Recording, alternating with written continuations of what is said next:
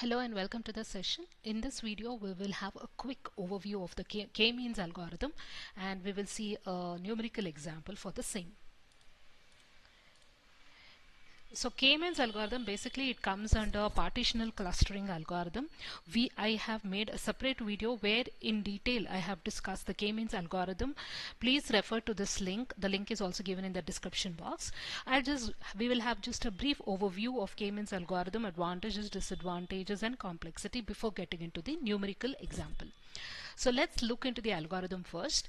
So the step one is we have to first determine how many clusters, right, the number of clusters you need to finally have, right? So basically I'll be having a set of data points like this, right? How many clusters I finally want to have, that you need to define before. So for example, in this one, before k-means I have the data points like this. So I specify that I want to have 3 clusters. So at the end, after k-means algorithm, you will be seeing 3 clusters and data points will be selected into one of the clusters based upon the similarity. So that would be the first step. Step one is you have to determine how many clusters, right? That number of clusters is indicated by the letter K. That's why it's called k-means algorithm. Now step 2 is you can choose K instances randomly and just choose a value randomly. We will see how on what basis we can select K. That is in the next slide. So let's first choose a value of K randomly. So based upon that I will have some initial cluster centers. Okay. Now step 3 is I compute the mean of the initial clusters. So basically the mean of the initial clusters, we call it as a centroid.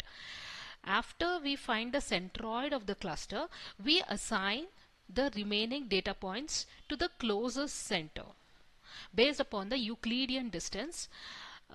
Whichever cluster or data point is closer to the centroid, that would be chosen as the cluster for it.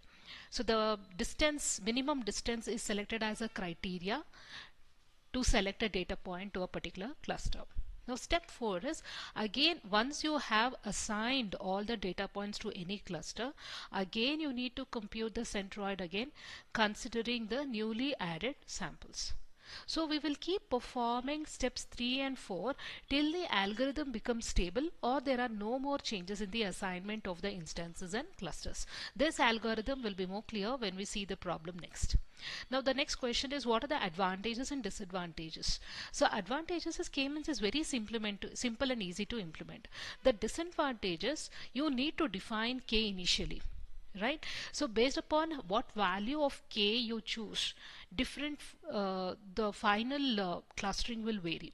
So hence it is very sensitive to the initialization process. What kind of initialization process?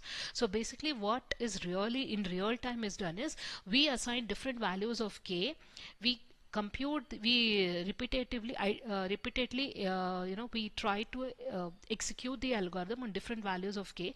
Whichever gives the best result, that value of K is normally chosen.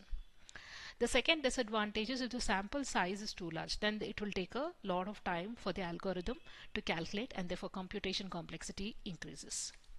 Now the next question is, at the initially we need to select the number of clusters that I want. That is, I need to select the value of K. Now on what basis I can say that I want 2 clusters or 3 clusters? Now K is a user specified value, but there are no standard rules as such in order to pick the K value.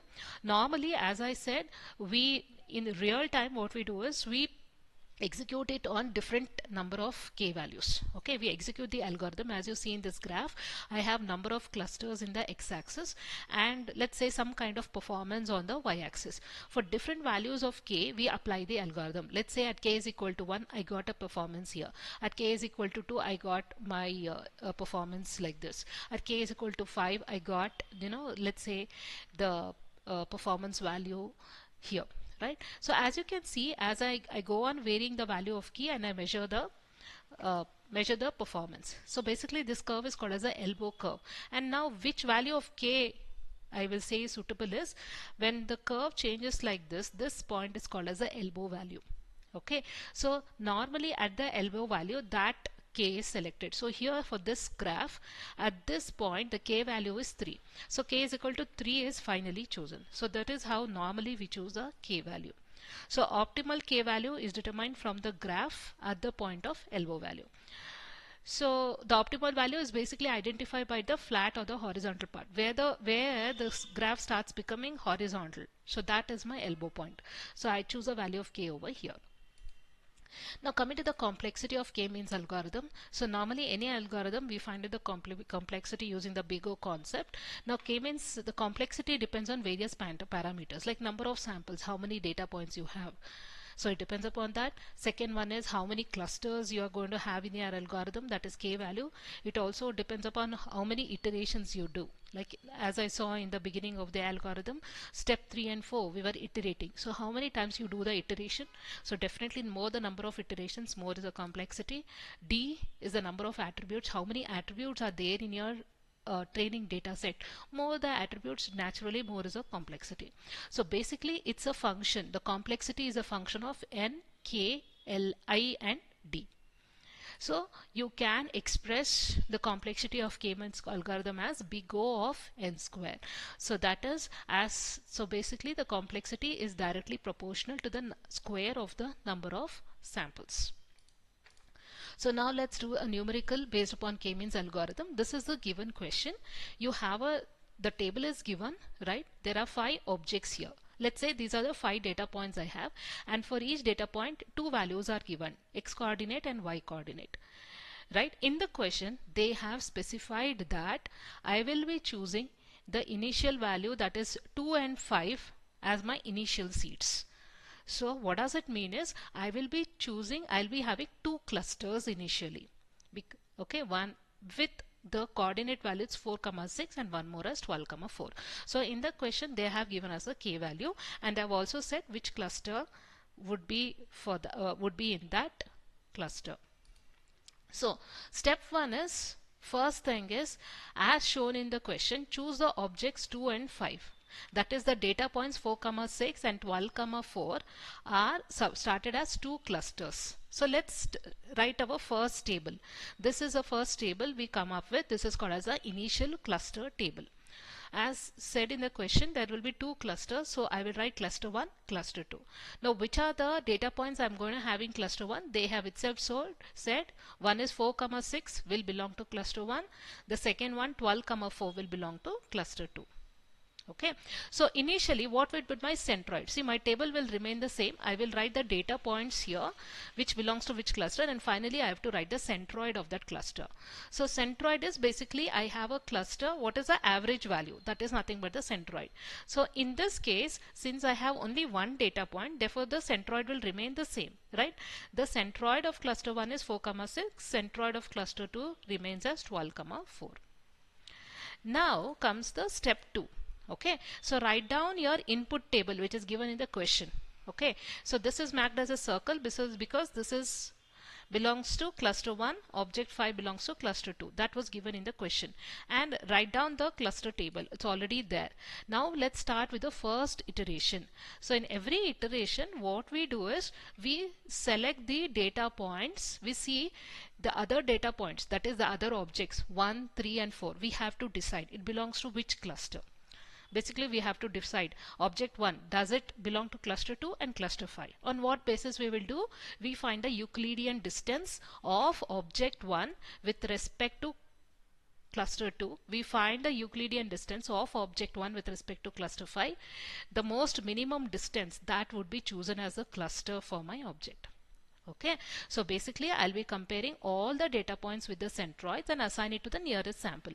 Let's take the object 1. The object 1, what are the coordinates? 2, 4. Compare that with the centroid of the clusters 1 and 2.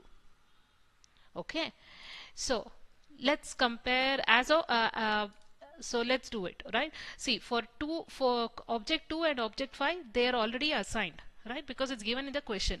Object 2 and 5 are initially assigned to cluster 1 and 2 respectively. Because it's already given in the question, this would be my seed cluster. Now let's start with the object 1. So for the object 1, calculate the Euclidean distance from the object 1 with respect to centroid 1 and 2. Centroid 1 and 2 is here. So how do you find? Use the Euclidean distance formula. Distance from object 1 with centroid 1 is equal to square root of what is the object 1 coordinate 2 and 4.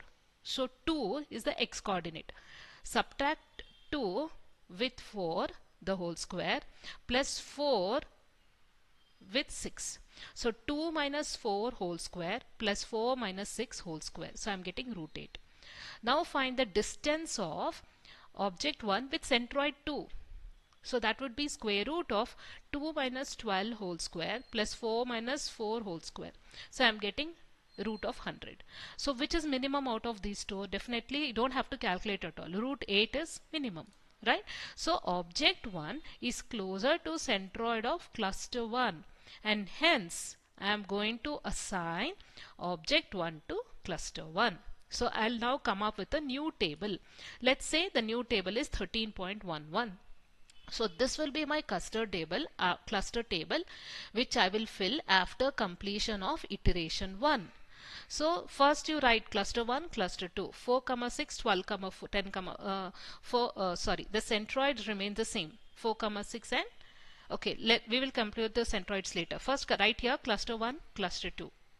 Okay, write 4, 6, 12, 4. 4, 6 you write it. It belongs to cluster 1, 12, 4 belongs to cluster 2, looking at this previous table. Now write the object 1. Object 1, as I calculated, it belongs to cluster 1. Object 1 value is 2, 4. So write 2, 4 here.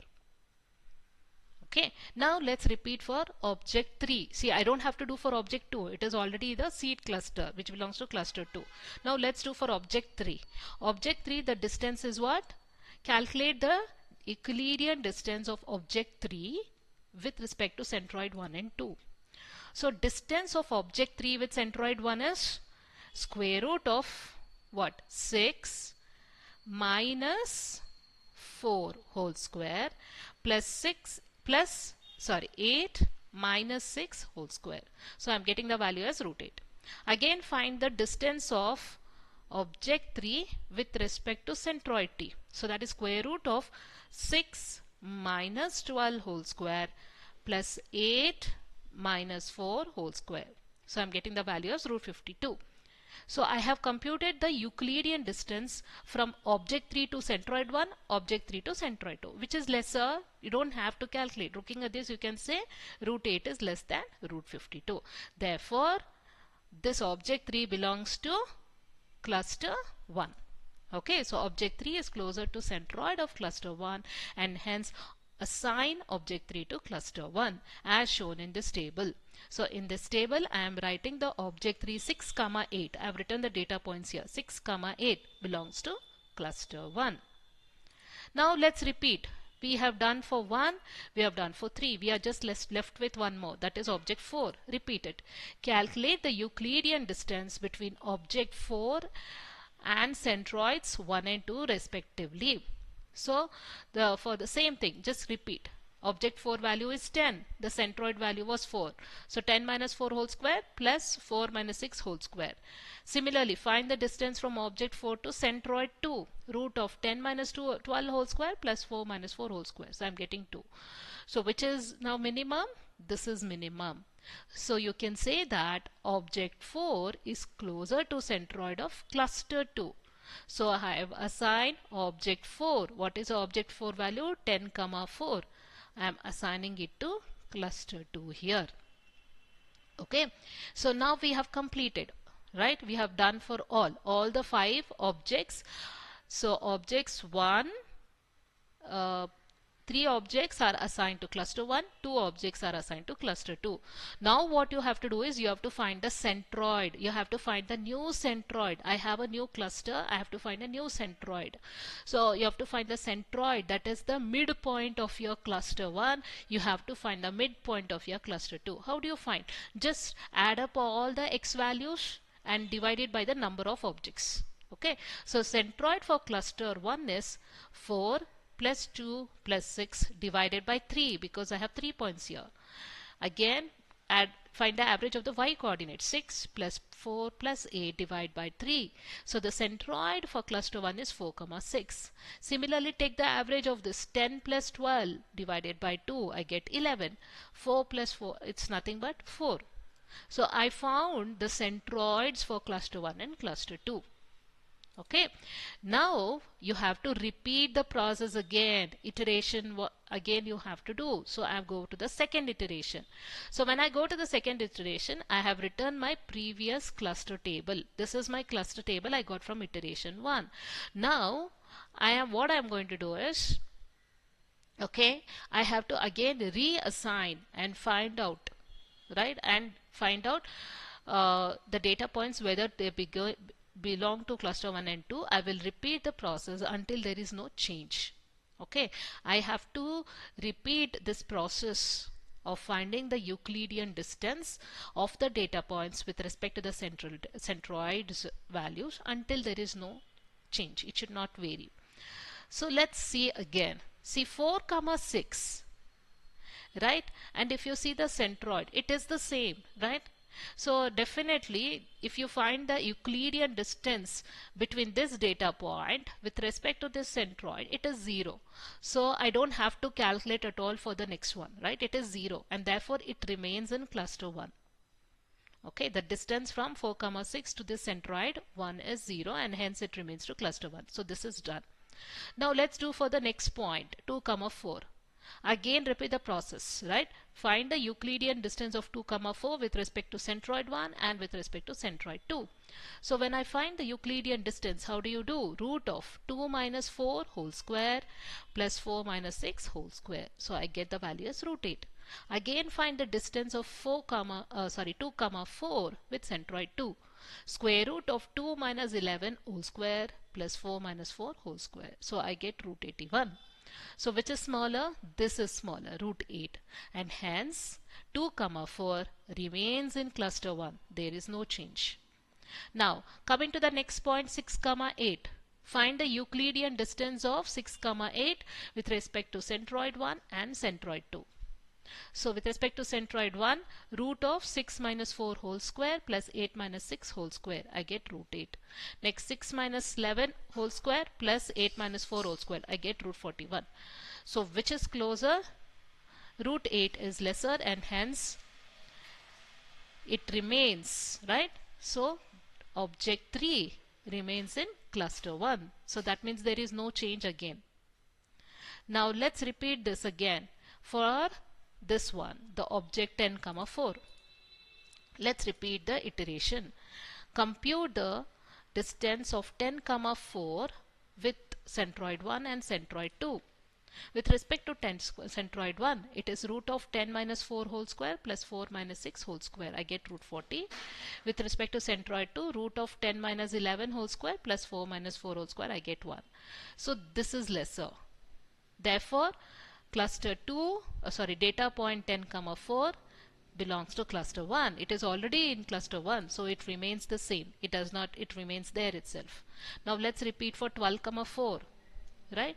So object 5 is already the seed cluster, right? It belongs to cluster 2. There is no change in this, right? 12, 4 remains in cluster 2, right? So if you compare 10, 4 again 12, 4, 12 minus 11 whole square plus 4 minus 4 minus 6 whole square for centroid 1, and this is the distance of 12, 4 with respect to centroid 2.